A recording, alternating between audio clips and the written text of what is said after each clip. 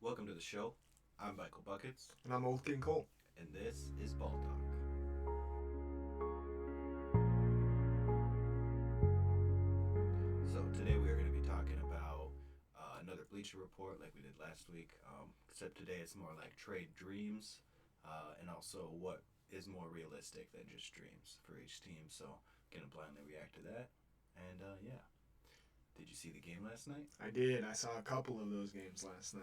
Starting off with that Bucks game. That Bucks game was really nice for the Bucks. This is a game that I think they could take and transition to the playoffs. If they can keep playing like this, a full team efforted game with Giannis doing normal MVP Giannis things with 34, 15, and 6, just looking absolutely amazing throughout, and then multiple other guys in double digits, and Dame doing his thing, and proceeding to do his thing in the fourth quarter per usual.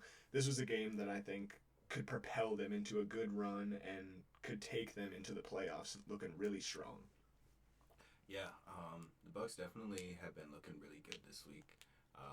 They won every game this past week. They played the Kings, which I think was their hardest matchup, and they scored 47 in the first quarter. And then Just dominance. and yeah, that was really the game because it was pretty even from there. And then the Kings kind of had a little run in the end, but they still lost by 15 just Right. due to that first quarter. Um, and then they played the Magic, and it was the same thing. They scored like 37 or something in the first quarter, and then they were pretty dominant that whole game. But yeah, every game they play, I think they beat the Raptors too, and it was the same thing. It was just like super dominant in the first quarter, and then it makes the rest of the game a breeze. So Yeah, totally. And it was really nice to see Chris Middleton out there actually doing like sufficeable things and good winning things for the team out there, even though he's not that prime Chris Middleton that he once was out there getting 20 something points a game out there with 13 points and 8 assists. He's really turned, I mean, he has always been a really great facilitator and great playmaker on that Bucks team, but him just taking that role of really mm-hmm. being like a point forward and still hitting a couple middies here and Right. there and spot up shooting here and there when the team needs it is really nice to see despite the injury. So good flowers to him for sure, just because you hate to see guys go through slumps in their Yeah. career. So I mean, it's really good to see him actually playing winning ball with that team again. Yeah, and it's really a different look than it was with like the Drew Holiday team, Yeah, where he for was sure. kind of like the second scorer on the team, and that Right. was really his job was to go out there and score points, and help Giannis do that. Now that's not really his job as much anymore, and so you see him adjusting to more of a facilitator role, and even like being willing to play the bench and like just be a role play shooter. Um, Love to see that for him. No, yeah, It's 100%. a Yeah. good look. That's definitely a very good point to make. Just the fact that, like, them getting Dame transitioned him to be able to take that third spot on the offensive kind of responsibility and carry. He gets to kind of do less on the offensive side because they got Dame and Giannis, so he Mm-hmm. doesn't have to be that number two option. So I think that's a really good point to bring up. And I was gonna say that in that Magic game, they actually shot really well as a team, 62% and 58 from three, and that's Dame, that's Giannis, that's Middleton, that's Brooke Lopez, that's Ajax, that's Torian Prince. Everybody was just having a phenomenal night, Yep. shooting really well. Honestly, Giannis had an amazing game, but he brought those shooting numbers down Right. to say the least about the team. Yeah. Um, and yeah, so Heck yeah. Bucks have been hot. Moving on to the next game from last night, that Heat Spurs game. Mm. It was definitely an interesting one to say the least. The Heat came out and just absolutely dominated Jimmy Butler from like the very first quarter. It was, I'm not gonna lie, that first quarter was a very good. Hey, new teams, Yeah. this is what I can give you.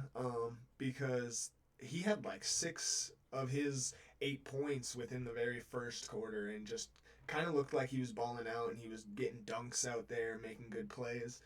The rest of the game, he was doing normal I'm Jimmy in Miami stuff, but that first quarter honestly looked very nice from him, and I think that was just something that other teams could take and look into and actually want to trade for. I mean, I think every team would obviously want Jimmy Butler, but just seeing him going out there and actually do certain things with a team that he definitely doesn't want to play with is something that I think other teams might like. Yeah, I mean, he obviously played a really well-rounded game. Crazy, yeah. And so you kind of, man, the whole Jimmy situation's got me thinking. And Talk about it. I don't know, I mean, I could see and I could live in a world where Jimmy Butler and Pat Riley work it out and this team stays together. That's crazy to me. Because I hear you. Because watching this team absolutely dominate the Spurs last night, it was kind of a sad feeling of like, dang, is this really over? Is the Jimmy Heat era really over? Like, I don't want this to be over right now. This was a really fun time in the NBA of Jimmy Butler making it to the finals from an 8th seed and from the play-in and this, that, and the other, and just like doing amazing things and carrying that team on his back in the playoffs. Like and playing 48 minutes in a finals. Yeah, like amazing like moments. Like probably the best moments of his career from the Heat, and it's kind of sad to think that that's really going to be over within any moment. I mean, even mid-pod, we might get a random trade update, right. know? And as a Bucks fan, as much as I love to be like, haha, we swept the Heat in the first round, it's kind of sad that this Jimmy Heat team never went out there and won one. Right. Because they were so close on numerous occasions. Yeah. But yeah, I just here's the fact that matters. Nobody knows anything really. Yeah. I think there's been a lot of rumors and there's been a little truth, and he could get traded, probably to Phoenix, or anywhere else, or he could stay and then he'll leave in the off season, which that would be super foolish for the Heat to not. That would let be go crazy. of him now. Yeah. But unless you somehow get into that miraculous world that you were speaking on earlier, that Jimmy and Pat, merge bond. And that's why I say, because there's so much up in the air and we don't really know what's accurate, I think it's fair to say that it's just as likely that he stays with the Heat as it is that he goes to any other team. I hear you. Because, yeah. I mean, this is the third team where it's been kind of like a Jimmy Butler issue. And you start, as someone, putting myself in a GM perspective, I would wonder if I want that for my team, just because that's where it's been. And I don't know Jimmy Butler personally, so I don't know if he's going to come here and make my team better or not. I hear that, yeah, or 100%. Or if he's just going to come and mess up morale. Right, and try and just be that big dog that he is everywhere he goes. So as a fan, I love Jimmy Butler, and I'd love to see him on a contending team as soon as possible. Yeah, of course. Even if it is that this Heat team just pulls it together, which is not as likely as a trade to like the Suns or the Mavs or something. Yeah. But yeah, I really don't know what's going to happen. Really don't know. Right. But besides the quick Jimmy rant, that game was amazing. The Heat just absolutely dominated. This was, like I said, kind of a sad show of the final days of Jimmy Butler in a Miami Heat uniform, seeing Tyler Herro, Duncan Robinson, Khalil Ware, Terry Rozier, Nikola Jovic, Jamie Jacques Jr. all in double digits, while Jimmy Butler isn't exactly doing full Jimmy Butler things. It's really sad to think that if Jimmy Butler was out there performing at his fullest potential, that this team could still be doing amazing things, but there's just that turmoil within. And then over on the Spurs side, Victor Wembanyama doing normal Vic stuff, having a double-double per usual, probably going to have one of those every day this week and next week. Devin Vassell going off for 23, that's pretty nice. Young guys doing good things, and Chris Paul not really having a great game. I mean, it's old Chris Paul, you know what I mean? He's not really doing crazy things anymore, but he has been facilitating amazing for this team, and one thing that I noticed in this game is you can tell that Vic and Chris Paul playing together has already made Vic so much better within the pick and roll and knowing where to be on the court and knowing where his spots are and just really picking those spots out versus just doing kind of whatever and freely being able to run the offense however he wants because he's the best player on the team already in his second year, whereas now he has this veteran point guard who's played so many years in the game and knows the game so much better than most people in the league that it's like, well, you might as well take the tips. And you can see that he's playing the game just so much better already in year 2. So Yeah, and you think about the Spurs' future, and of course you think about Wembanyama and accolades that he might collect, but I think Stephon Castle's overlooked a lot. oh my gosh, yeah, they have so many other guys on that team that are at this point underrated because of that man Vic. Yeah. Right, and these are young guys. So Yeah. you look at the future and you think, yes, Victor Wembanyama, but you think this is going to be a solid championship winning team. 100%, yeah. And Chris Paul is really just there to make sure that they have that leadership. I mean, that's about as good as it gets. Mm-hmm. Man. Yeah, Jeremy Sohan, freaking Julian Champagny, like there's a lot of good young guys on that team. I agree. I'm getting emotional thinking about Chris Paul being the leader for all these guys, and then he's like, "All right, I'm gonna retire with no chip," and they're gonna go win like 5 in a row. And dude, that's how it is with him, and that's how it is with the Shea situation right now. He basically like brought Shea up on that one year and brought them to the playoffs and this, that, and the other. He's just everyone's dad. Like, literally, like he's the point god. Like he really be out there like giving people them little petals of knowledge while not, like you said, not getting a single chip of his own. Like hopefully he can hang on long enough to see Wemby's first chip. Helped Devin Booker get to the finals the only time in his career. Now Devin Booker's playing with two guys that you would consider are better right now than Chris Paul was at the time that he played with them, and they're not even getting as close. Honestly, like if Chris Paul is still in the league playing for the Spurs when Wemby gets his first chip, I will cry. yeah, that's a tear moment. Yeah, no doubt. I'm putting that championship banner on. Yeah, no doubt. But all right, moving on to the next game, we had the Battle of LA. Now this one, in my opinion, I thought it was going to be so much crazier than it was, but man, them Clippers, with Kawhi out there, they look like they really could make a late playoff push. Like, I think a lot of people thought that they might make some sort of a surprise dark horse run with just the James Harden team, but even with Kawhi in now, oh man, that team looks amazing. Kawhi in only 24 minutes got 19 points, 4 assists, and a board, and he looked like Kawhi. I mean, every time Kawhi's on the floor, he is amazing. He is a baller.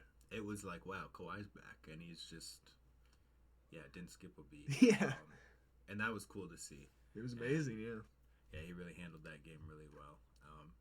And like I was saying to you earlier, the Lakers looked good. Like, it wasn't like they played bad. You had mentioned they had like some stupid plays in the end of the game. Yeah, but, couple silly turnovers for sure. But the Clippers kind of are at their full potential right now. Yeah, no doubt. And it's really interesting because I don't really want it to be Paul George's fault, but it kind of seems like it's Paul George's fault. I mean, the Sixers are doing really bad right now. Clippers are kind of doing better than they have in a good couple years. Yeah, I think they're doing the best they've been since Paul George and Kawhi originally joined the team. Yeah, when they first got together in that bubble year, they did really well. Yeah, so now, that's the team I'd be referencing. That was like when Luka hit the couple game winners over them, and that was rough. That was rough. I was rooting for the Clippers that year. I really, man, that was a tough one. I wanted Kawhi to be like the other, like another version of LeBron that went to 3 different teams and won 3 different Finals MVPs. Mm-hmm. So I was really rooting hard for that. Yeah. But yeah, almost 20 points from 4 different guys on the Clippers. That's just an absolutely amazing stat line to see.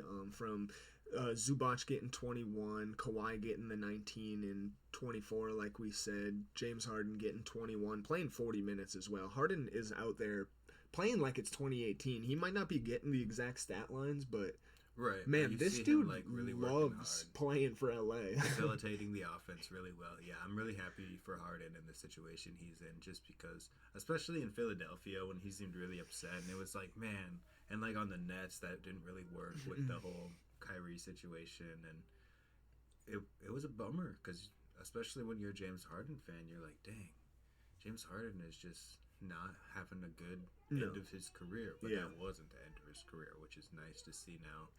the Clippers are doing really well, and yeah, happy for him.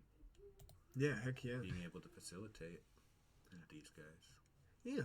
And then over on the Lakers side, like you said earlier and touched on, the Lakers didn't have like a bad game necessarily. Right. They just made a couple dumb mistakes towards the end of the game that really pushed the gap and made the gap a lot wider towards the end and made it not as interesting of a game as we kind of, I guess, hoped for with a battle of the LA, especially with Kawhi being back and him going up against LeBron and just Harden and, you know, just all the stars that are in that game. That should have been so much more than, I guess, what it really built up to. The teams being so close in the standings and so close in wins and losses, like, it should have been a lot more of an action-packed game. Like, we should have got OT from that. We got robbed. But LeBron did good things for a 40-year-old, you know. I mean, you can't expect much more from him. It's not like we're going to expect him to go out and get 45 or anything like that. The guy's right. 40, I mean, you know. If anything, I mean, we could have asked more from AD with only 16 points in 37 minutes. It's just one of those nights where Zubac looked better than him, and I don't understand that. Yeah, because this is the guy at the beginning of this season. We were like Anthony Davis, top 3 MVP conversation. Right. Yeah. And it's like, nah, now you're getting handled by Zubac. No offense to Zubac, but you're getting handled by Zubac? Yeah, like, what? Okay. Zubac ain't ever been in no DPOY conversation, no MVP conversation. Like, Anthony Davis has won a DPOY. Like, yeah. It's like you said, LeBron, different. I mean, he's 40, and he still had, like, a highlight dunk. Right. So yeah. He looks good. No, yeah, 25, 11, and 5. Like, it's a good stat. That's the best stat line on the team, and he's 40. Like, the Clippers just got something good going for him. No doubt. Oh, Bronny played 2 minutes. Congrats for Bronny. no stats, but he definitely got out there. He suited up. But, yeah, they had what? Let's see. 1, 2, 3, 4, 5, 6. 6 players in double digits over there on the Lakers. So that's, like you said earlier, really good game, you know. They just made some silly little turnovers at the end of the game, and it just didn't look good for them. But yeah. Moving on from that game, we wanted to kind of talk about something from last week that was a big topic. Yeah, OKC and Cavs played again for the second time this season, and the Thunder handled them again. It was a good game, but it was never like the Cavs. It was kind of just like the first game. It was never like the Cavs had a chance. And Donovan Mitchell was just kind of bad the whole game. And yeah, it was Jared Allen and Darius Garland, I remember, did really well. They did exactly what they were supposed to. Yeah. And so it was kind of cool to see that. And there wasn't too much that the Thunder could do about that, but they're pretty defensive. So anytime they tried to go in any other lane besides those two guys, and they had to work for it too. Yeah. They'd just get shut down. And then SGA had like 40, I think. 40. Yeah. So he was just driving constantly the whole time. And either he'd score it on like 3-4 guys, or there'd be a bunch of guys open and he'd just dish it out to like Lou Dort or something. Yeah. Yeah, it's just I think if this is the finals matchup, I think the Thunder got it easy based on these two games, because when they played in Cleveland, they handled them easy, and when they played in Oklahoma City, they handled them easy, and the Cavs just looked shook. Yeah, no doubt. Yeah, I think it was just a Shea show throughout. Like, yeah, and that's what it is. Shea's just that guy. And there's nobody to match that energy on the Cavs. Like, the Cavs are a really good team, but they don't have an MVP. No, they really kind of rely on, like, getting a group of guys going. Like, they kind of need Donovan, Darius, Mobley, or Donovan, Darius, and one of their bigs, Allen or Mobley, to kind of all be working off of each other and all be having a decent-ish game to build that energy. I completely agree. Whereas if the other guys aren't doing as good, Shea can just carry throughout the game, and eventually they're going to catch on to that momentum, and they're going to catch a little bit of that heat and catch fire as well. Right. So I definitely hear you there, but yeah, and it was Shea also, Jalen Williams too. The Cavs are scared of Jalen Williams in the same way that they're scared of Shea, because if Jalen Williams has the ball, they're gonna guard him so heavy that Shea's gonna be wide open. I saw that a couple times, and I was like, man. At the end of the day, the Cavs are scared of the Thunder, and I don't think the Thunder are scared of anybody. Yeah. And that's just all the more credit to Jalen Williams actually, like, going out and balling so hard throughout the start of this year to actually create himself as a second option, to be respected and regarded that much on the defense, to get those double teams, to help Shea enough on the offensive load, so then they can't only worry about Shea. They got to worry about both of these demons. And then, you know, occasionally a Lou Dort who got 22 points on this night. And yeah, it's going to be a scary thing to see this team come playoff time if they don't. I mean, of course, this is kind of an obvious thing to say, but if they don't do what they did last year, if they can come out, have a little bit of, you know, a chip on their shoulder, have that experience out of them from last year, and just play how they do in the regular season, I don't know who can stop this Thunder team. They're coming out and balling on everybody. They're showing that all you need is to build from the ground up with young stars, find that star, and then just keep going with that.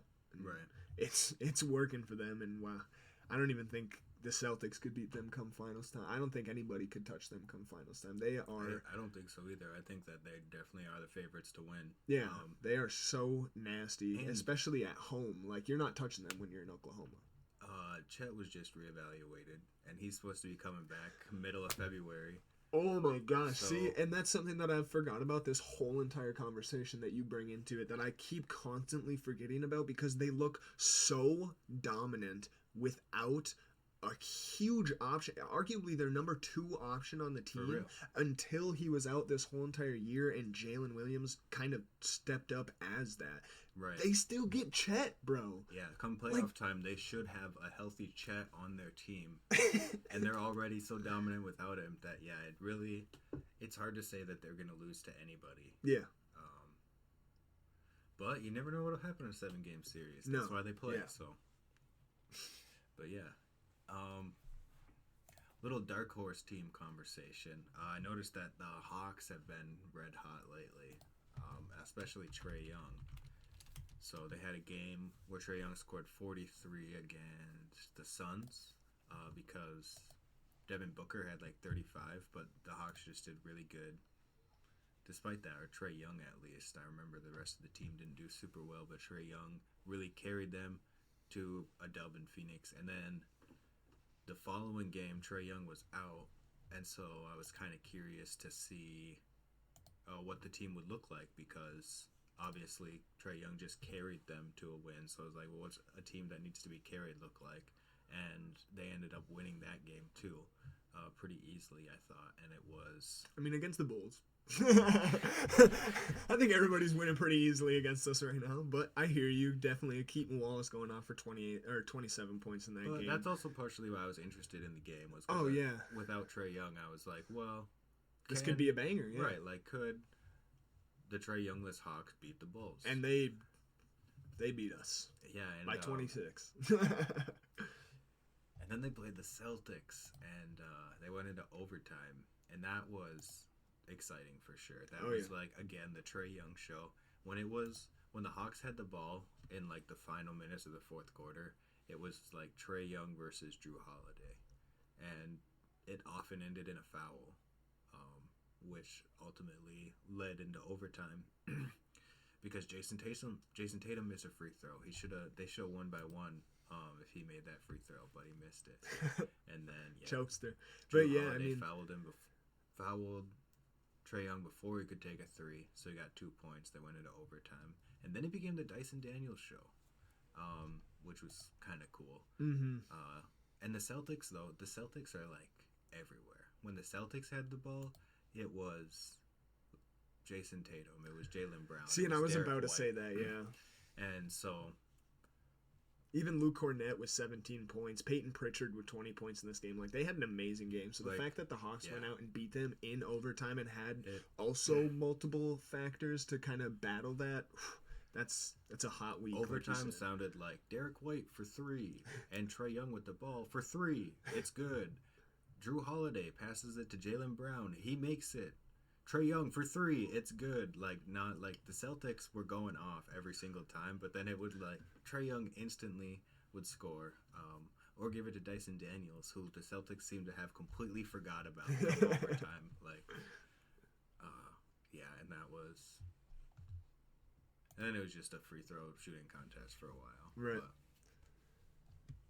yeah, the Hawks. I think the Hawks are also like a dark horse in the East that, given the right schedule, because say they have to play like the top 3 teams in the East in the playoffs, that'd be a really tough finals run, and I don't know if they could handle the Knicks, the Cavs, and the Celtics back to back to back. But if they only have to play one of those teams to get to the finals, they have a good shot of doing it, because they've played well against all of those teams. Especially Trae Young has just shown to be like a superstar this season in important games, and I think, yeah, with the right playoff scenario, the Hawks could see the finals. And that's, yeah, I mean, if the playoffs start right now, they start off playing against the Pacers, and with how the Pacers have been playing as of late, I mean, they don't really have a set star, whereas, you know, the Hawks have been playing so hot lately, and Trae Young's been playing so great and kind of leading the team so great that I definitely could see them beating the Pacers. And then I think they play the Knicks right now. Oh, you're right, 4-5. They're the 6th. For some reason, I was thinking it was 5-6. My goofy. But yeah, they play the Knicks. So, oof, that's a tough one. But Trae Young loves to play in Madison Square Garden. So honestly, yeah, who even knows? That's the thing. Like we talked about last week, when I think about the Bucks playing those top 3 teams, it gets kind of scary. If I were a Hawks fan thinking about playing those top 3 teams, I think we could do it with all of them. Mm-hmm. Which is like even scary to think we're gonna see Knicks first round, but I could feel like we're gonna go in there and dominate the first 2 games in Madison Square Garden. 100%. Because that's Trae Young's thing, first of all, and then come back home, you know, or even snag 1. So yeah, the Hawks are definitely a team that are on my radar. Yeah, I love that. I hope they see the Knicks in the first round and the Knicks beat them, so the Bucks don't have to play them at all. Yeah, that'd be a scary matchup for the Bucks for sure, to keep up with that high-paced energy. Right. No doubt. All right. After all that talk of NBA games from yesterday and this previous week, we are just going to take a short intermission.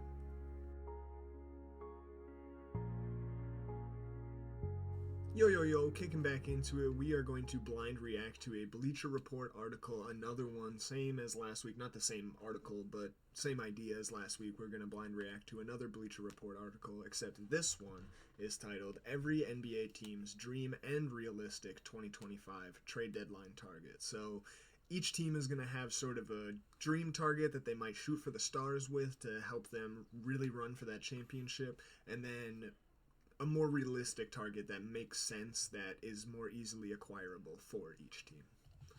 Same author by Greg Schwartz. Once again, shout out. So, moving on to the Atlanta Hawks. Their dream target is Colin Sexton, and their realistic target is Micic from the Hornets. Not even going to slaughter his first name and make myself look goofy. But what do you think about those? Yeah, I mean, that'd be... having Colin Sexton on the team would be a good look. Same trade target as the one from the article last week. Right, so we already kind of touched on that. Yeah. But yeah, it would add good offense. Realistic target, I don't know who that is. No? Mm-mm. That's tough. That's all right, though. That's just LaMelo's backup. I'll just kind of fill you in a little bit. He's had some really good sufficeable minutes, as it says right there. Pass first point guard, Micic could help fill the playmaking void when Trae Young has to sit. In 11 starts this season when filling in for an injured LaMelo Ball, the 31-year-old has averaged 11.6 points, 6.2 assists, while shooting 35.5% from 3.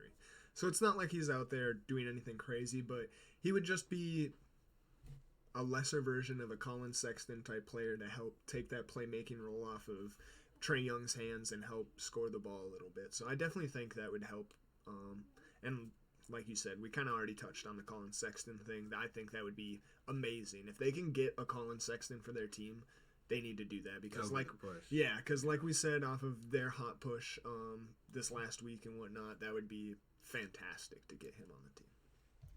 Yeah, and I feel like the Hawks and the Hornets are pretty similar when they have like an offensive point guard who's not really defensive, so they kind of build around them in a similar way.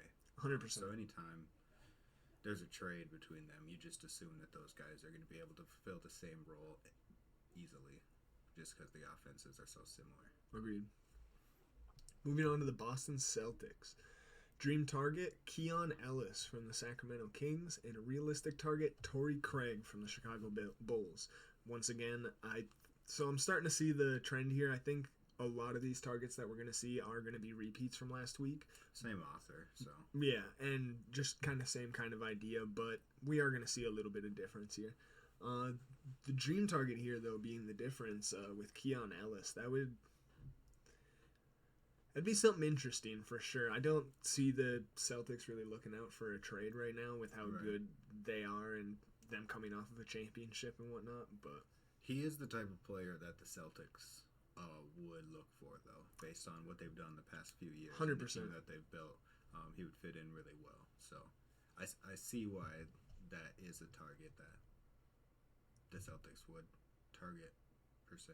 Yeah, for sure. And then just real quick to touch on the Torrey Craig thing, we already did a bit last week, but he would definitely be a good role player to fit into there. He's just a really good plug-and-play guy, speaking from like a Bulls guy. He plays his role really well no matter what night it is, and he's not like out there filling up the stat sheet doing anything crazy, but he's just a great role player. He's going to dive on the ground and get those loose balls and whatnot, and he would definitely be a good player to fill in when, say, Jason Tatum needs to sit a night out or Jaylen Brown needs to sit a night out. So he would definitely be a good just plug-and-play guy for that team. The Brooklyn Nets. Their dream target is Jonathan Kuminga, and their realistic target is Ousmane Dieng from the Oklahoma City Thunder. What you think about that? I mean, I would like Kuminga. That would be cool for the Nets. That'd be really cool, but do you think they're really trying to go out there and do that? No, they're definitely in more of a rebuilding phase. I heard rumors that the Nets are trying to like build stock so that they can trade for superstars and do kind of like a KD, Kyrie, James Harden thing again in the future.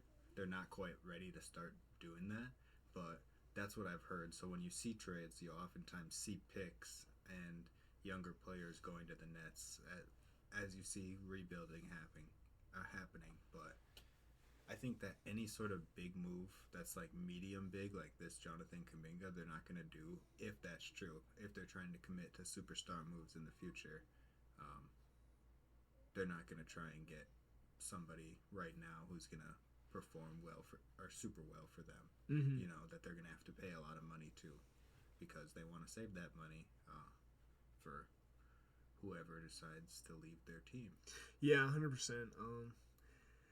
That's crazy to hear, though, that you've been seeing reports of them trying to do another big blockbuster super team, especially after that failing not only with the Kevin Durant, James Harden, Kyrie thing, but that failing another maybe 10 years earlier when they tried to go get Paul Pierce and Kevin Garnett from the Celtics. And it's just like, why are they constantly putting themselves in this cycle of rinse, repeat, fail, rinse, repeat, fail? If they do this again, they might as well go out and sell the team. Brooklyn might as well just sell it back to New Jersey because, man, that is... Yeah, especially when you see teams like the Thunder or the Rockets or the Pistons or what was the other one? Regardless, these teams that just like do kind of build from draft picks and they require a lot of draft picks from trades and then they require a lot of young guys and they have that growth as all these players grow together and then they kind of get in their peak at the same time. You wonder why more teams don't do that and like start trying to do that better. Yeah. Rather than like spend all your money in picks and young players on a Kevin Durant. Well, that was free agency, but you get what I'm saying. No, like 100%. That cap space, giving Kevin Durant that cap space when you could be filling up a lot of young guys and develop them. Yeah. And develop a good culture where they can be a good team together in the future. And maybe that's what the Nets are doing. Maybe what I'm hearing is just rumors, but that's the rumors that I'm hearing. Right. Moving on to the Charlotte Hornets. Dream target, Zion Williamson. Definitely a dream target for them. And then a realistic target, Trey Jones from... I don't even know. It doesn't even say the team right here. I'm pretty sure he was just playing with the Spurs, but I don't know what it's saying here. Yeah, so this is the first one that I thought it was going to be more like this when you like think about a dream target. Yeah. Like what would make us contenders right immediately. So I like the direction that it's been going. But yeah, this is one of those big ones where it's like, we really want Zion Williamson on our team. That would be dope. That would be crazy. That's like a Lakers fan dream. Yeah. I just definitely don't see that happening. As much as I would love to see this Pelicans team actually blow everything up and send all these players elsewhere and mix up the NBA, I think if there's one player that they're not going to trade and not going to part ways with, it's going to be Zion. Right. Because he's the one that has the most potential to still take off and have an absolutely phenomenal second half of his career and whatnot. So, as much as I love this trade and would love, even as it says here, about the potential LaMelo Ball to Zion Williamson alley-oop, I just don't see it as a very likely one. The Trey Jones one, like it says, it's pretty realistic, but also I just don't really see the Hornets being exactly aggressive this trade deadline. Maybe making a move or two, but I don't see them being too aggressive whatsoever, considering how their season has gone so far and how they look in clutch time moments in close games. I don't think that they look at themselves and see themselves as a contender. So I think they look at themselves this year and they think we got to go back to the drawing board, maybe get some more picks, and figure it back out. Right. Moving on to the Bulls. Here we go. Dream target, Walker Kessler. And realistic target, John Collins. I've been seeing the John Collins one a lot. Not going to lie, I hate it. You hate it? Hate it. Dang. Hate it. I mean,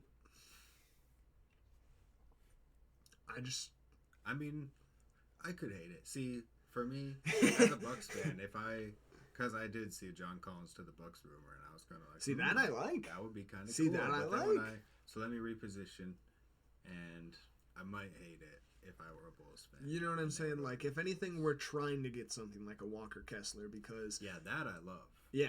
That's a good one for sure. Yeah. But I understand this is what the article is, dream target versus realistic. And John Collins is a lot more of a realistic target for the Bulls. But if I'm the Bulls GM and that's what it is, trading Vucevic for John Collins, I think we have a lot better deals that we could either potentially get going down the line or something like that, because Vucevic seems completely happy staying in Chicago for right now. So I think we're completely okay with potentially re-signing him on a smaller contract and then trading him then or something like that. Not saying that I want that. I definitely don't want that. We need to get rid of him as soon as possible, but we definitely need to look more in the direction of like a Walker Kessler, or even trade ideas that I've seen where we get Isaiah Stewart, even though he's on a bigger contract, and that's kind of a scary one because he's still young and you have no idea what you're getting. You're at least taking a chance on a young guy, whereas with Vucevic, it's still an older guy that we kind of know exactly what we're going to get, whereas Isaiah Stewart could randomly blossom in Chicago and be absolutely amazing for us. So even if we're taking a down step from Walker Kessler to Isaiah Stewart, I would rather that as the realistic target rather than a John Collins, just because that provides more, I guess, promise for the future, right? Rather than a John Collins, as it says here, the veteran power forward, veteran. So we don't really need vets right now. We kind of need more young guys. We need to go into that thunder. Realistically, the Bulls just need to blow it up. Yeah. Because they have a lot of good players that should be good trading pieces that have not worked well together consistently for like half a decade. Yeah, it's been bad. So, yeah, but Cleveland Cavaliers. Dream target, Cam Johnson from the Brooklyn Nets, and a realistic target, Larry Nance from the Atlanta Hawks. This one I like. Yeah, I mean, that would, man, if Cam went to the Cavs... That's exactly what I was thinking. That would be nuts. That Cam one is a crazy thought. Larry Nance would be nice there for sure. I mean, I love the thought of that.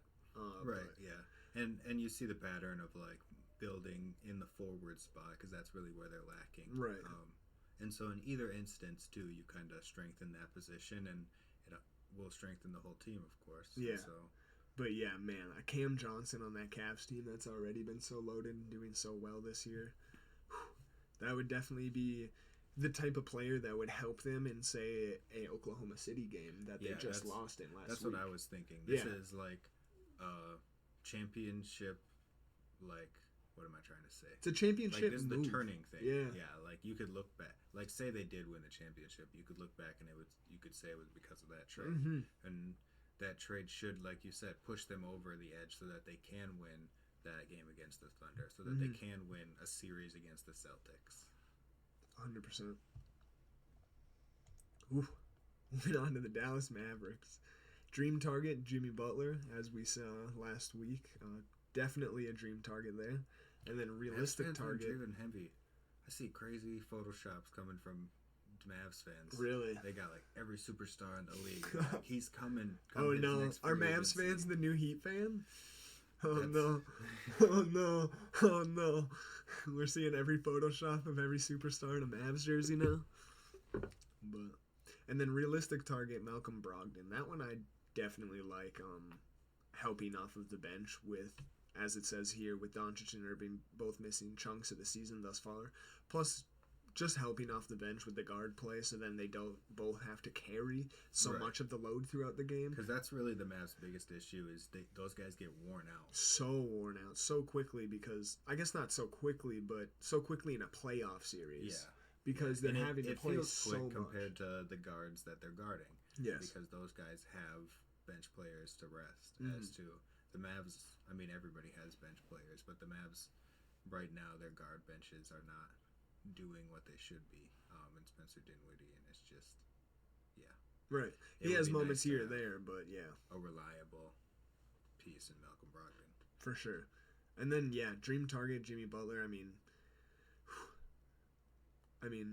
that would be absolutely crazy, especially like it says here. The Mavericks should only have interest in Butler if the price is right and the core of Luka Doncic, Kyrie Irving, Klay Thompson, and Derek Lively stays in place. If they can keep all of those guys and still have Jimmy Butler, I mean, that's the only way you stay interested. But even in my opinion, that doesn't interest me enough. That Yeah, just because isn't it. that's 5 guys, and at that point, like we were just saying, they're gonna get tired. Yeah, You they're know? gonna get so tired. Who's your bench? They're like, oh, okay, so the guy that just played 48 minutes in a finals game a couple years ago, we'll just get him because our guys get tired? Right. Like, I don't think I see that He working. hasn't aged. Yeah.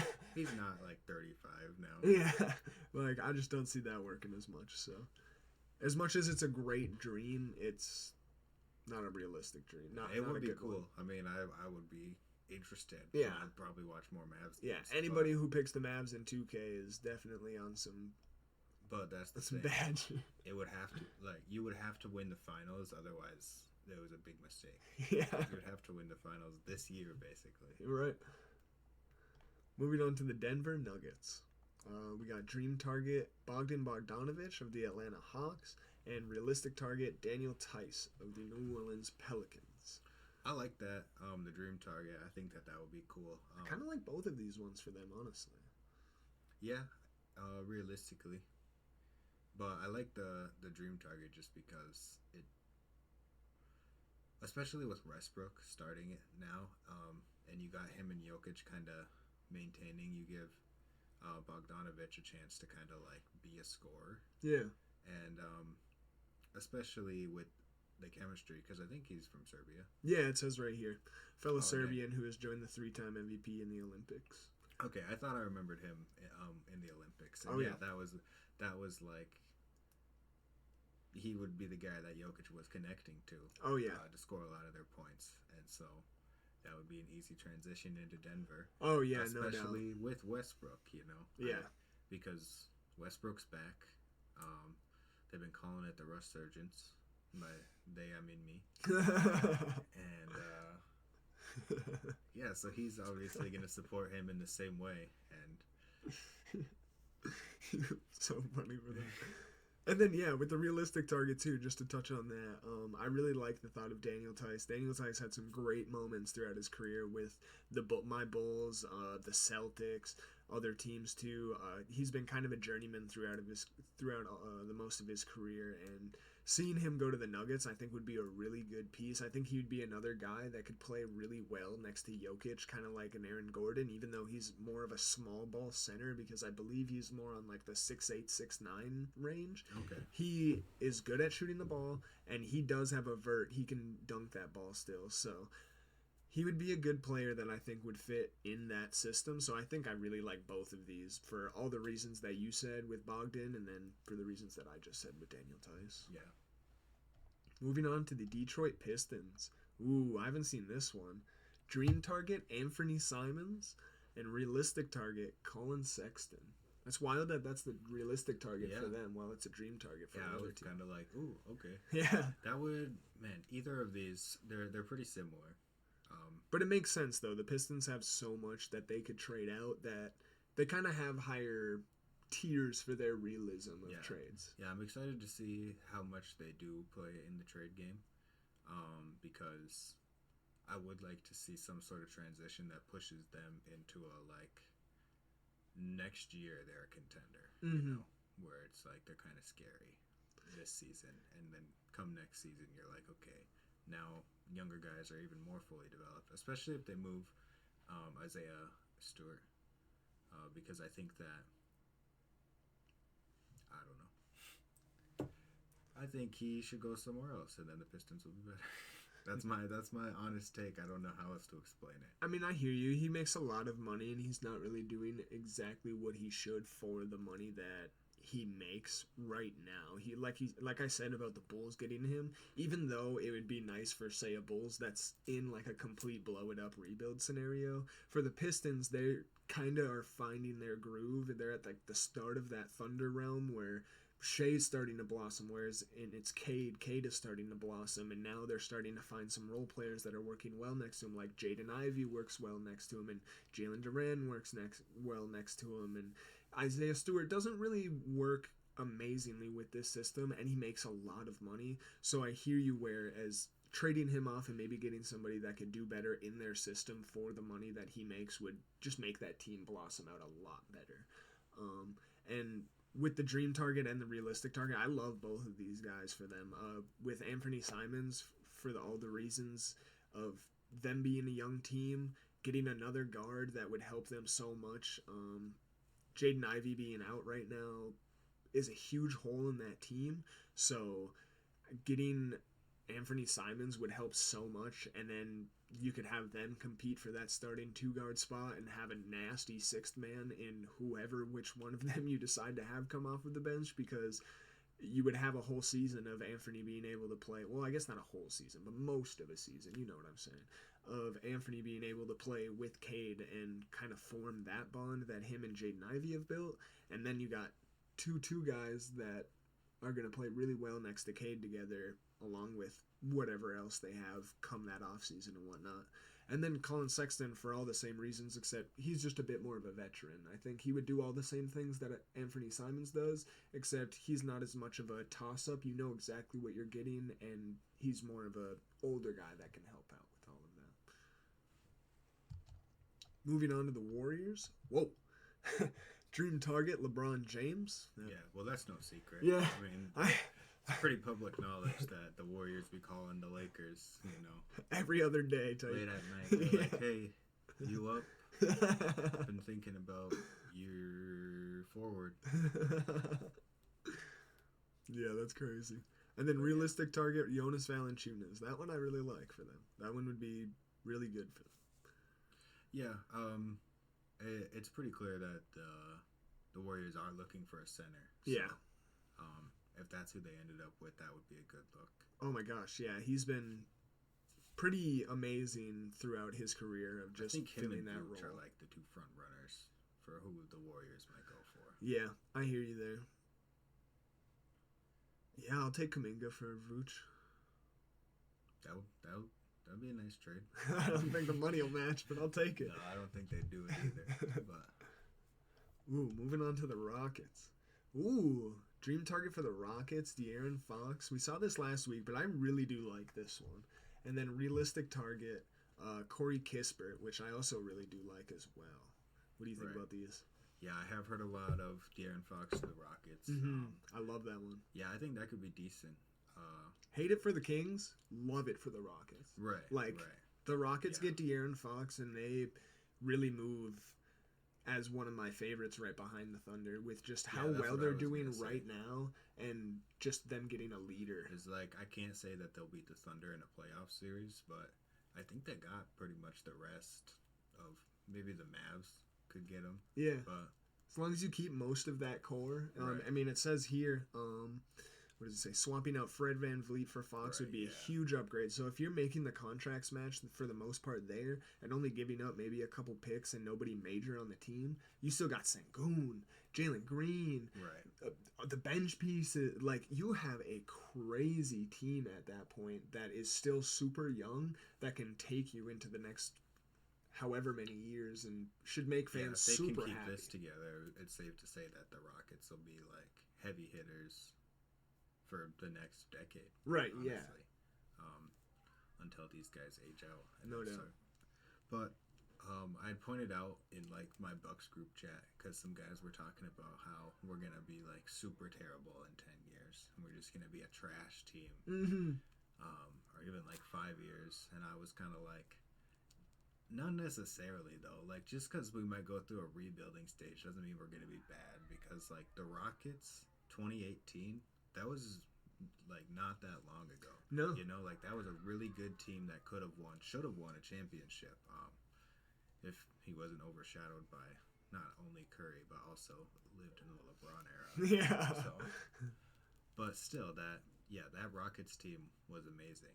And like I said, not even 10 years later, we're on the other side of a rebuild where there could be contenders this year or next year. Right, yeah. That's really just all credit to the GMs and whatnot all over there, because you got teams like the Hornets who have just been in purgatory for years and years and years, not being able to actually make it to the playoffs. Right, yeah. I was trying to be positive in the chat. No, I hear you, but if anything, also did have a point. If anything, it's more positive to the Rockets and like more flowers to them that, you know what I mean, like you said, they were able to realize, okay, maybe this 2018 run isn't working, but we got to blow this up, figure it out, get as much back as we can possible from Chris Paul and getting Westbrook and trying that, and then getting as much back from Harden and from Westbrook and figuring all of that out, and then getting into this rebuild process and really getting everything figured out. And it really was just such a, like you said, great turnaround in such a quick time, whereas other teams have just been in NBA purgatory for so long, not able to do anything. Yeah. And then, like I said, with Corey Kispert, I really like this one as well, because he's been a bit of like a point forward throughout his career. He plays good defense. He can shoot the ball well. He's kind of a utility jack of all trades type of character out on the basketball court, and I think he'd be a good addition to the team. I don't think he's going to do anything as much to De'Aaron Fox's extent to the team, of course, but I think he would be a great role player just to throw in the bench, just to have more depth to that team. Right, and that's kind of what you need to look like the Thunder or the Celtics, is that depth of a jack of all trades coming off the bench who can kind of get you there. 100%, yeah. So yeah, that'd definitely be a good look. Right, so who knows? I mean, maybe just a Corey Kispert is the type of guy you need to just bolster up Jalen Green or Alperen Sengun to kind of feel like they don't have to do as much on a certain on the certain side of the floor, and they can take that shooting jump and whatnot and actually take over. And that's all it really takes sometimes, is just one little piece move and boom, the whole flower blossoms. So yeah, I like both of these a lot for the Rockets, and I think both of these could really help them jump up on an already great season where they should and can capitalize on with all of the assets that they have to trade away. Yeah, I've been thinking about what I said last week, and I think it is time to part ways with Fred VanVleet. Yeah, that's what I'm saying. Like, there's nothing more he can give them in the form of a veteran. No. I'm sure he's given them all the knowledge that he can. You know, it's time to get a De'Aaron Fox over here. You know what I'm saying? Like, I mean, if it's Fred VanVleet or De'Aaron Fox, I'm taking De'Aaron Fox 10 times out of 10. No hate to Fred VanVleet. The man has one ring over De'Aaron Fox, but Fred VanVleet ain't De'Aaron Fox. Let's just say that.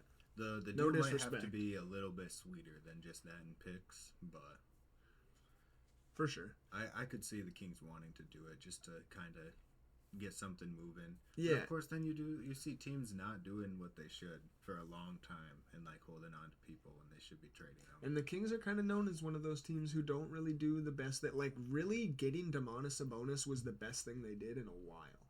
Yeah. It was the best thing they did in a while.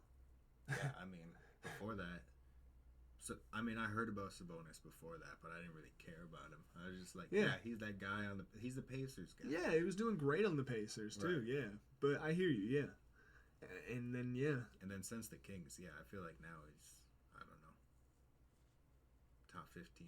Yeah, he's doing great, but other than that, I mean, they're kind of known for missing out on a lot of drafts and hitting on a couple. They hit on De'Aaron Fox and Tyrese Halliburton. Other than that, you got the history of like Marvin Bagley and other characters that are not really in the NBA anymore. So. But yeah, De'Aaron Fox to the Rockets, definitely be a good look. Oh my gosh, that'd be a banger. On to the Pistons. We got Dream Target, Cam Johnson. Or did I say the Pistons? You did. I was a little confused. I'm happy I caught that. We are on to the Pacers, not the Pistons. Okay, my fault, everybody. So for the Pacers, Dream Target is Cam Johnson, and Realistic Target is Luke Kennard. Okay. So, yeah. They're trying to fill out their middle. Yeah, not only that, I mean, they're just trying to keep the pace up. That's definitely what they're doing with this. Cam Johnson can run the floor with all of those guys, and same with Luke Kennard. I mean, both of these guys are going to be able to keep the high-tempo Pacers type of play. I don't think that the Pacers could keep their starting lineup together and get Cam Johnson. I feel like, I mean, what do they have to give for that, you know? Yeah, I guess I don't know exactly what their assets are looking like, but that's what it looks like they're thinking in this article, right. Is that they would keep all of their pieces and still get Cam Johnson. So I think that's the only way that you do this, is if you keep everybody and you still get Cam Johnson. Because in that case, that helps a lot. Yeah, but that's why it's a dream. Yeah. Because why would the Nets do that? Right. Well, unless they give them all their picks so they can save up for that superstar. Realistic, same scenario. Like you said, add some tempo. That could be good. Luke Kennard in the middle. For sure. Yeah, they definitely need some sort of extra push to add more depth. So many teams are like deep now that you can't just rely on like look at the Bucks. We got two of the best players in the league. We got the best duo in the league. They average the most points as a duo. Right. Yet they're not the best team in the league because there's so many deep teams and we don't have the depth. Teams need depth. And then after that one, we are just going to take another short break.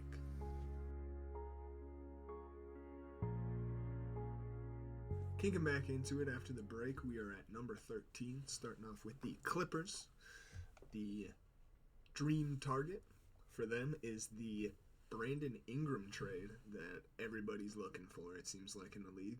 And the realistic target is Kyle Kuzma, which is another one that I actually really like for them. If they could get either of these guys, man, all those things we were just talking about earlier about the Clippers actually potentially being something in the playoffs with Kawhi playing so well, these additions could do something. Yeah, I'm seeing kind of a theme here amongst all these where, like, the dream trade and the realistic trade are very similar players. Yeah, for sure. So, yeah, if that's what we're looking for is a Brandon Ingram, Kyle Kuzma type, I think that'd be a good look for sure. No doubt. Just because with Norman Powell having such a good season, that's really where they're lacking.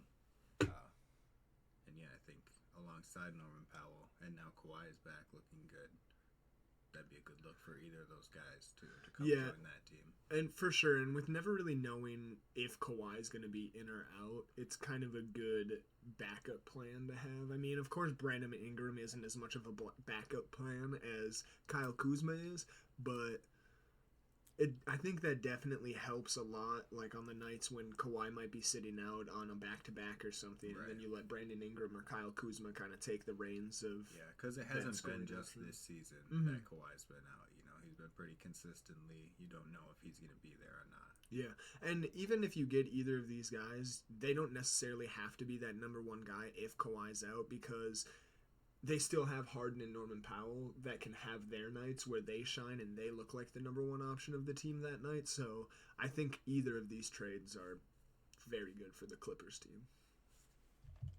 Moving on to number 14, we're at the Los Angeles Lakers. Their dream target is LaMelo Ball, and their realistic target is DeJounte Murray. Yeah, their dream target is in general just an all-star point guard. Yeah. That's what they want. For sure. So DeJounte Murray being a B-tier point guard is the same conversation.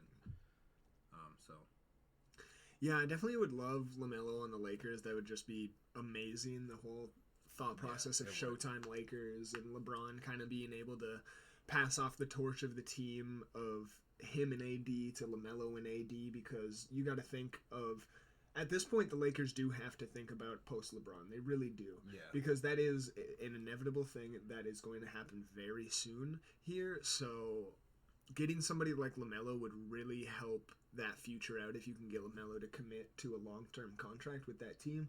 Because LaMelo and Anthony Davis, I mean, that sounds pretty good to me. Right. Sounds pretty great. And the same thing with DeJounte. I mean, like you said, not as on that A tier, as LaMelo Ball, but still a younger guard that you can look to your future and be like, him and AD would be a good duo, and you might add, say, another piece on top of that at that point and try and put yourself over that hump, but still helping you on the future, because they do need to think about the future while also getting a point guard. So I really like both of these ones.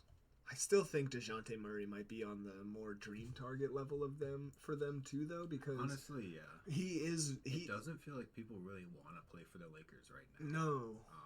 Yeah, and it doesn't feel like any GMs want to make trades with the Lakers either. Yeah, that's true. It feels like GMs are very tired of the Lakers being super good for, like, they'd much rather a team like the Timberwolves. Like, people are more willing to make trades with the Timberwolves, hence the Knicks Timberwolves trade, rather than the Lakers or the Celtics that have been doing it forever. I mean, the Celtics still find their ways, but you know what I'm saying. Right. Moving on to 15, we are at the Memphis Grizzlies. Dream target is Bruce Brown, and realistic target is Cody Martin. So in this situation, we're seeing,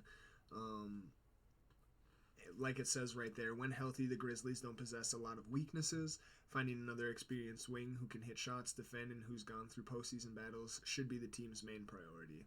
Grizzlies just don't really need a whole lot right now. They're kind of in the boat of the Thunder or the Celtics or the Cavaliers, where they don't really have a ton of huge holes, whereas they can just fill maybe a small gap in their team and do something like that. They don't need a huge hitting piece to potentially mess up the whole entire system that they have going for them that's working right now.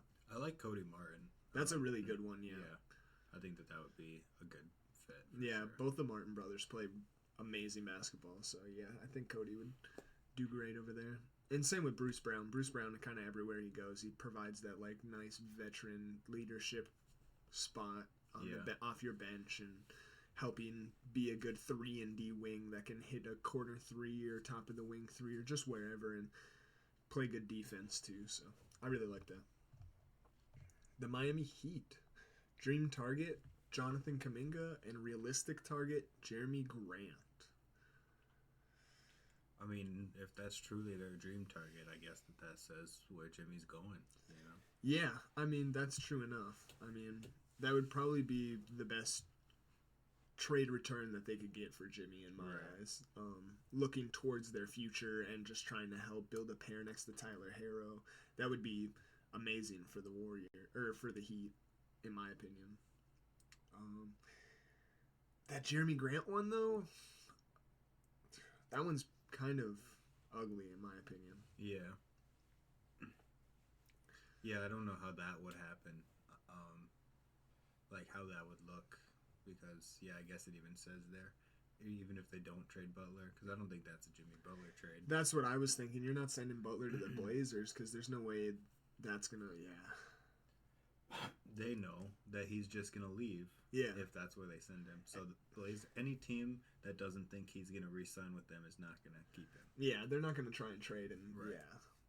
Blazers aren't looking for Butler because they know he doesn't want to stay in Portland. Exactly. It took literally Damian Lillard, dang near the most loyal dude in all of the NBA, to be like, hey, I've done what I can here, but it's time for me to leave. Even he dipped out. So, yeah.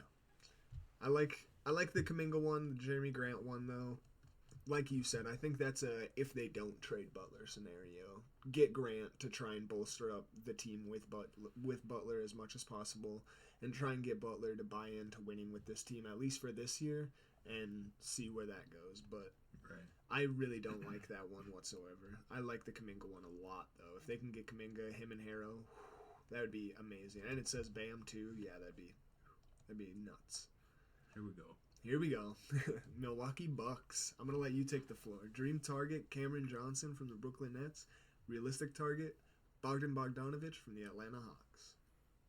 Okay. So what's happening here with Cam? We're pushing Giannis to the center, or Cam's playing center? I'm going to say Cam's going to play center. Ooh, yeah, I guess Cam. Ooh. Yeah, I don't know. I mean, maybe he could play the 3. What do you think? Cam could play the 3. I mean, Cam shoots the ball mostly offensively. He's not really an inside threat. Now, Bogdanović, I didn't actually peep that at first. I was so interested in Cam. Yeah, that's one I love, that's too. That's someone that we've low-key been targeting for years. For years now. And because he'd be a really nice piece alongside Middleton and Giannis. That they'd be a really good trio. And this is conversation that I've had before Dame was even here. So now Dame's here, and it's like, yeah, that would be a good lineup, especially now looking at kind of the decline of Middleton's career. He's more of a bench role player than he was an offensive threat. I think that taking Bogdanović and filling in his spot would be really nice. So I actually like the realistic trade more than the dream trade. Yeah, like you get Bogdanović, and honestly, Chris Middleton's 6th man of the year next year, in my opinion. He's averaging a double-double, getting those same assists, maybe getting a good 15 to 13 points a game, and helping you guys win games and run that bench unit. So I hear you there. I really like the dream target, too, for you guys as well, though. I mean, obviously, I know you like it as well. But it is what it is, though. It's a dream target. Yeah, I really like it, especially just because of the fact that you guys are so slow with your big man besides Giannis. Giannis is obviously a freak athlete, but when it comes down to Bobby Portis and Brook Lopez, they're not really getting it done defensively as much as you would like them to when you have a former defensive player of the year and MVP in Giannis that's going out there and still doing those things to this day and still putting themselves in a MVP conversation. Cam kind of reminds me of like a Brooklyn Nets Brook Lopez. So, I mean, there's obviously key differences, but I see him being kind of a younger version and being able to fill at least what Brook Lopez come in did and just hit that 3, and do those things really well. I hear what you're saying. Okay, you're saying like a younger version of now Brook Lopez, not a younger Brook Lopez. Right. I hear what you're saying. I'm just saying, like, yeah, he could come in and he could fill what Brook Lopez does in a younger way. Right, because Brook Lopez, when he was younger, was like down in the paint and like hitting fadeaways and stuff like that, whereas like nowadays he's hitting the 3 and stuff like that. So I definitely hear you. Yeah, 100%. Which I guess, and I'm not trying to say that Cam's exactly like that now, but I am trying to compare the Brooklyn Nets version of him too, because it is just a different game where they do that. Okay. But yeah, I just think a younger Brook Lopez who's quicker. Yeah. But yeah.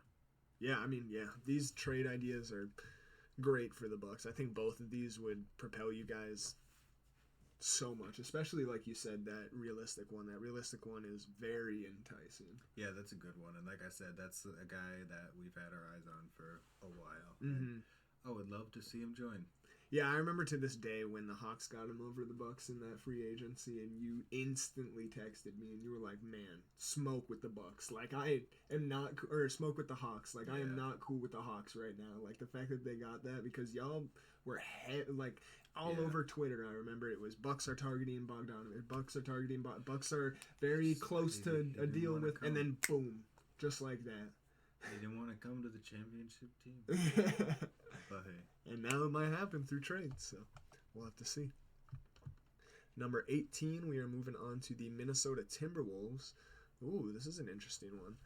Dream target is Gary Trent Jr. from the Milwaukee Bucks, and then realistic target is Javonte Green from the New Orleans Pelicans. What do you think about this, seeing the Bucks actually sending somebody in one of these trades rather than receiving somebody? Yeah, I I never didn't really expect thought that. I'd see that. Didn't expect that. Yeah. I think it definitely is a dream. The reason is because you're most likely giving us Dante DiVincenzo, and if we wanted Dante DiVincenzo, we'd still have him, right? I mean, true enough, but he also wasn't looking like how he was when he was playing with the Warriors and with the Knicks quite when he was playing with you guys. That's true. He did kind of have his blossom of his career after you guys. That's valid, and maybe it's because he got traded. So he was on the championship team, but he wasn't there. He was injured the whole playoffs, and I think that's why he ended up getting traded. Was just because they felt like they didn't really need him. Right. It was like, well, yeah, you weren't there for that whole time, and we did really well. Yeah, we won the championship. So why not add somebody else that we feel like might fill a different hole? And yeah, he has kind of progressed in a different direction. I mean, now especially since playing with Curry out for the whole season. Yeah. But there could be a different trade direction too. Like if they were gonna send us a big man, because Gary Trent Jr. is not doing as well as we wanted him to. But our other guys that play the shooting guard position, are just our young guys that we have had, are doing well. So, like Andrew Jackson Jr. I'm just or trying to AJ Green. So that might not be a position that we're trying to necessarily upgrade right now. It might be more of, like you said, the Brook Lopez and Bobby Portis not being able to do what they used to do. I mean, Bobby Portis is still pretty good. I don't know why isn't so many trade. It looks like here from what the trade article says is that the Wolves would be trying to do this without getting rid of any of their core members. So they wouldn't be trying to get rid of Naz Reid or anybody that actually means anything to their team. So that's where I honestly seen this as a big dream target, because there's no way you're going to make a trade with the Bucks and take a player from the Bucks without giving them something back that's going to help them right now, because they're trying to win right now with what they have right now. Yeah, I don't even think that's legal past the second apron anyways. No, yeah. What it's saying is another team facing the second apron trade restrictions. The Wolves will only be able to bring in guys on a minimum or near minimum signings unless they part with a core member. So basically, they're trying to get rid of somebody on the low end on their roster that probably isn't getting much playing time. And Gary Trent is signed for a really good deal with the Bucks, so they're just trying to pick that up. Whereas Javonte Green, that one's obviously a bit more realistic, because you're going to a Pelicans team that's kind of already looking to blow up, and you're only trying to take a role player from them. I wish we still had Beasley, bro. Beasley was nice for y'all. I was kind of mad that y'all got rid of him too. Moving on to the Pelicans at number 19. The dream target is no way. Their dream target is a first-round pick for Brandon Ingram or CJ McCollum. And their realistic target is a second-round pick for Brandon Ingram or CJ McCollum. That's crazy to me. So I'll just say something real quick off rip. I think dream target, I think it's a realistic target, I should say, to get a first-round pick for Brandon Ingram. Depends on the team, of course. I don't think all teams in the NBA are going to give you a first-round pick for Brandon Ingram, but I think there's definitely a couple teams you could sweet-talk your way into getting a first-round pick and maybe a younger player, if that's the role you're trying to get, to make it a little more realistic for you, because Brandon Ingram is definitely a lot better of a player, in my opinion at least, than CJ McCollum. And I think it's definitely very realistic to try and go for like maybe 2 seconds for CJ and some young guys rather than a first. But Yeah, I think the dream target should be Cooper Flag. Yeah, yeah, right. Yeah, that's a good one. There you go. Cooper Flag dream target. Because, like... And then, yeah, realistic target, a first-round pick for Yeah. Brandon Ingram or CJ McCollum. Right. But, yeah, that's hilarious. That is literally, crazy. Like, right now, their targets are people that aren't even in the league. Yeah. They're like, their Blow it target up. is to blow it up. Blow it up. Yeah. All right. Trade everyone. Moving on to the Knicks at number 20. Dream target is Jonas Valanciunas, and realistic target is Simone Fontecchio from the Detroit Pistons. Why? I'm okay. Strong backup behind Cat. Yeah. Yeah. That's cool, I guess. I think it would definitely help a lot. Jonas helps most teams that he's on at this point in his career, ever since like blossoming from the end of his Raptors career and then every other team that he's been on since then, and kind of becoming a journeyman. But yeah, I definitely think that would help a lot for them. As long as he plays off the bench. Because we've seen Cat at power forward and he just doesn't perform the same way he has been this season at center. And I think it's because he's a little bit quicker than most centers. Mm-hmm.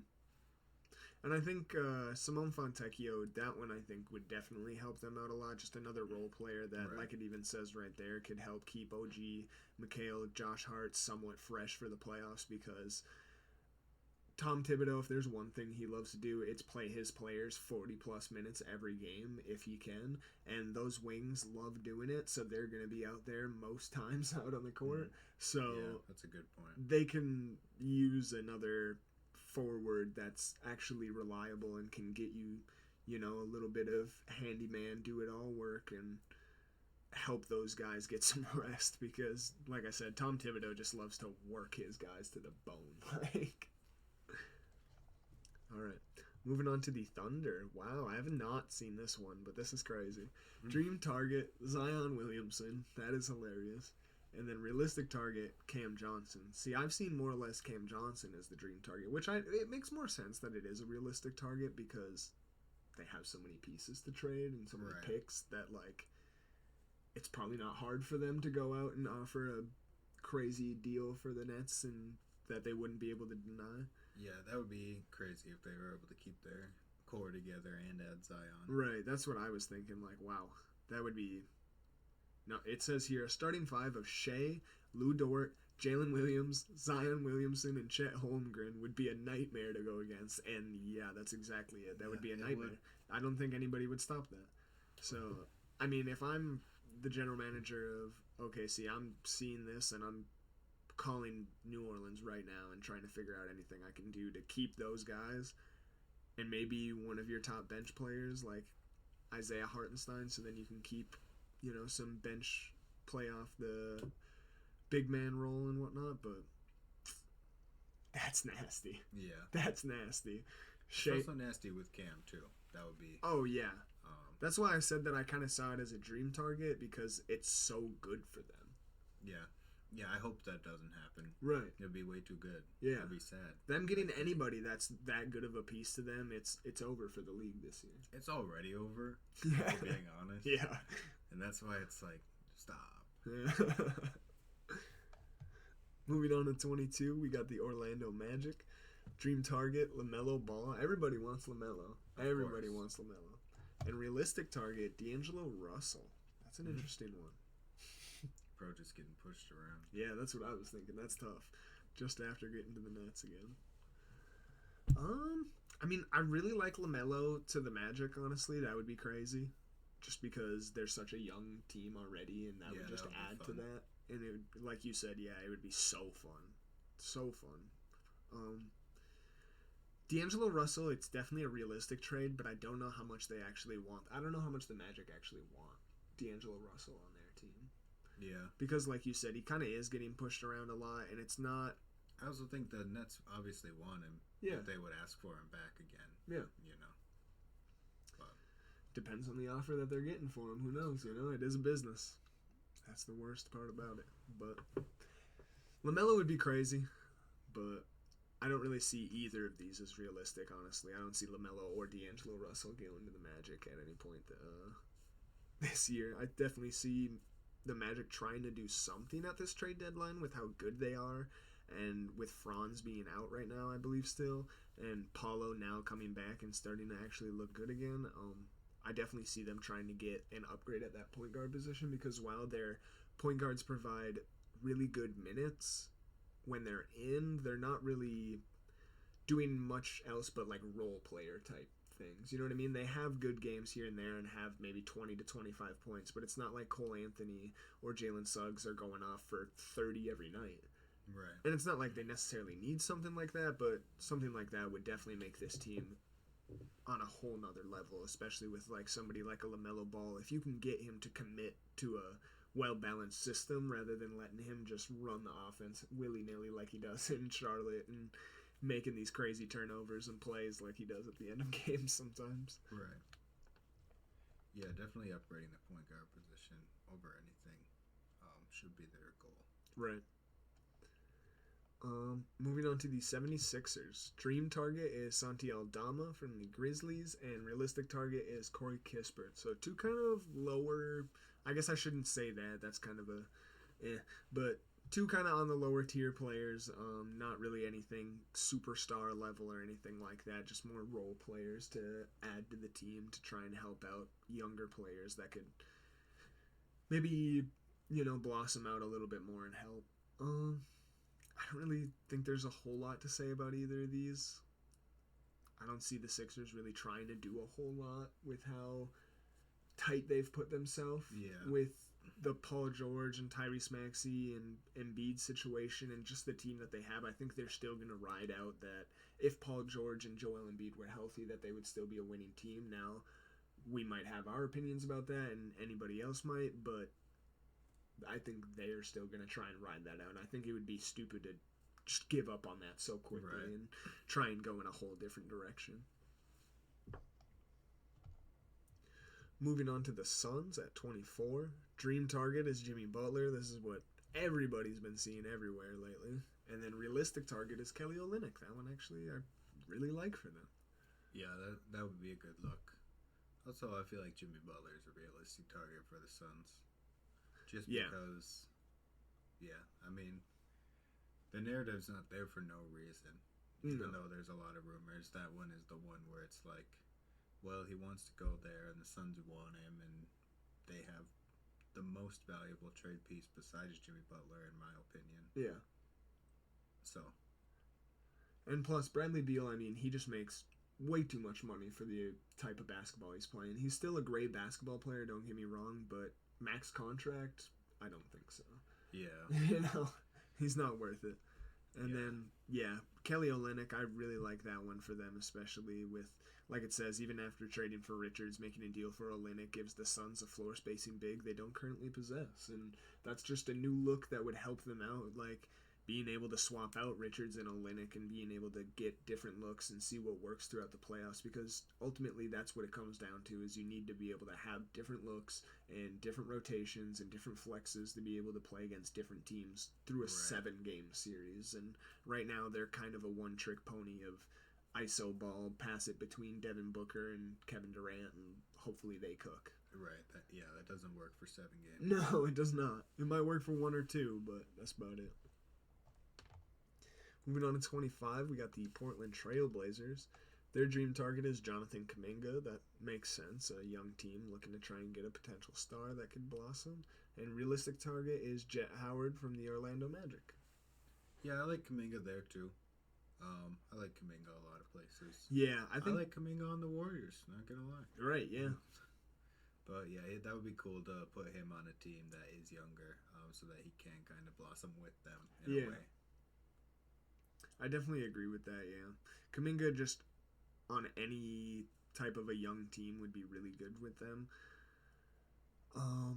It's saying here that with Jeremy Grant inevitably being traded, that's the role that Kuminga would fill over there on the Portland Trail Blazers, so I think that would be really good for him, honestly, in his career, just being able to take over that role of trying to be a lead star and actually trying to shoot the ball a lot more and do some of the things that he maybe feels like he can't do in Golden State because he's forced to run like kind of a system with Steph Curry and Draymond and Buddy Hield and all the other guys. So Yeah, that's definitely one of the better trades out of all of these. Would be Jeremy Grant for Jonathan Kuminga. right. Then moving on to the Sacramento Kings, we got dream target Caleb Martin and realistic target Robert Williams III. What do you think about that? I don't love the Robert Williams III one. Really? Yeah, I mean, obviously, he's a good player, and I'm not saying that he would play bad on the Kings. I just don't think that that's definitely a position they need to fill. I think the Caleb Martin one's better, even though that's a dream target. I think filling that area of the floor is more what they should be focusing on. Mm-hmm. Yeah, I definitely agree. I mean, that's probably, like you said, why Caleb Martin's at that dream target spot. But I definitely think Robert Williams would be really good over in Sacramento just to help kind of lock down that big man spot, because if there's one thing about Sabonis, he does get amazing double-doubles all the time and whatnot, but he oftentimes finds himself to be kind of mismatched when he plays against like a bigger, beefier big man. That's a good point. And Robert Williams is kind of, even though he's a little bit undersized at I think like 6'10", he is still a bit beefier and he can take that body. Right. So I think you'd be able to slide Sabonis maybe back to that his original 4 position where he originally played so many years, and then let Robert Williams take that 5 position, and maybe that would work out. But like you said, that Caleb Martin one would be really nice for them. But I don't really see them looking to get trades like for guys in right now. I see them as a team that's, if they're gonna do anything, they're gonna blow it up. Yeah, unfortunately. Yeah.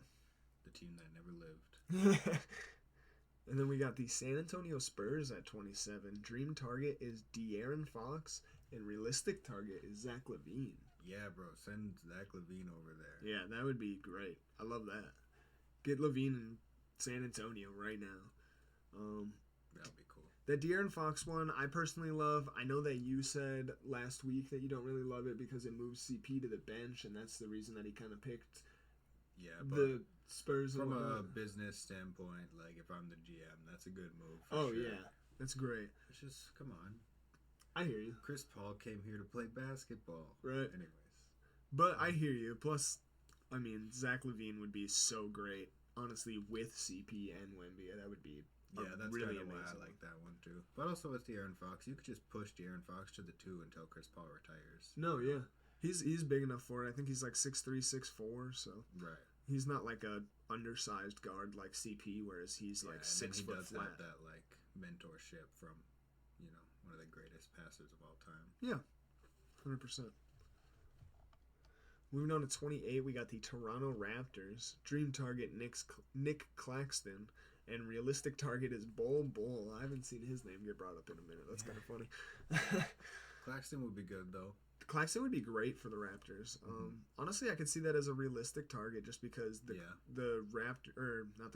Nets seem like a team that should be trying to trade off anybody that they don't think is going to be part of that for sure future in their rebuild process, or like you mentioned earlier, their potential go in for another super team process or whatever. They need to be trading off Claxton and Cam Johnson and any guys that are overperforming for a team that should be trying to tank right now and get as many assets back as they can, and young guys. Exactly. So I definitely think that would be great for the Raptors. Bol Bol though? Yeah, like you said, you don't hear about him very often. Yeah, it says right there, Bol has been out of the Suns' rotation nearly all season. The addition of veteran Nick Richards in trade isn't going to help him see the floor either. So just adding the height, I guess. Yeah, I mean, add some size. But yeah, if I'm the Raptors, definitely go for Nick Claxton. Don't go for Bol Bol. Please don't go for Bol Bol. We don't need that. Utah Jazz at 29. Dream target is Jabari Smith Jr. and realistic target is Ousmane Dieng from the Oklahoma City Thunder. Okay. I mean, yeah, it's hard to talk. Like a lot of teams that we've kind of touched on this, it's hard to talk about like what the Jazz's trade targets are because they're not really trying to like make their team better via trades. Yeah, and they're also in like a really weird spot too because they're like kind of good with Laurie and Colin Sexton and other guys on the team, but then they're also just bad. Right. So it's like, yeah, it's interesting to talk about trades because are they gonna try and rebuild because they're bad, or are they gonna try and build around what they have? If they're building around it, though, I like both of these a lot. Yeah. Because that is just, it definitely isn't like we've talked on some teams where that's like the turning point for them. It doesn't seem like a turning point by any means, but it does give the starting lineup a decent amount of strength to where they could pick up a couple more games. 100%. Moving on to the last team, Washington Wizards. Dream target is Jeremy Sohan from the San Antonio Spurs, and realistic target is Jarris Walker from the Indiana Pacers. Yeah, copy paste from what I said from the Jazz. Yeah, I hear you, for sure. Those will be good looks. Yeah, they would be good looks, but also they're just in a weird rebuild period where they have Jordan Poole and Kyle Kuzma, and they're kind of good, but they're doing really bad. Yeah. Like and you said, copy and paste. Right, yeah. I think they'd be better with these guys. I don't think they'd be playoff contention. No. Though. They'd still be kind of where they are. Yeah. I think he was just filling out the spots for this one. Yeah. Towards the end, it started to feel like he was just like, oh my gosh. Typing in names. Right. But I hear you. You got to do what you got to do there. But that will wrap it up for the article from the Bleacher Report. That is our blind react to the trades, all 30 teams. Definitely let us know what you thought about all the trades there, and if you thought that any were really good or really bad, or if you as a fan of a certain team would like that trade or hate that trade, definitely let us know. Yeah, be sure to tune in next week. We're going to be giving our all-star selections a couple weeks early, so that's going to be East and West, 5 starters, 7 reserves, so that'll be 25. That's how many all-stars there's going to be this year, even though they're going to split them into 3 teams of 8. We're just going to do the East and West because that's how they're doing the voting and such, is via East and West, and however they split them into the 8 teams is however they'll split them, I guess. But yeah, heck yeah. So, and then with that, I just wanted to say thank you guys so much for making it all the way to the end, if you did, and making it to the end screen here. We just want to say like, share, subscribe, all those fancy things. It helps so much. Check out both of our personal channels. We're doing a bunch of awesome, great things on there, so definitely check it out. And yeah, love you guys so much. Have a great day. Peace.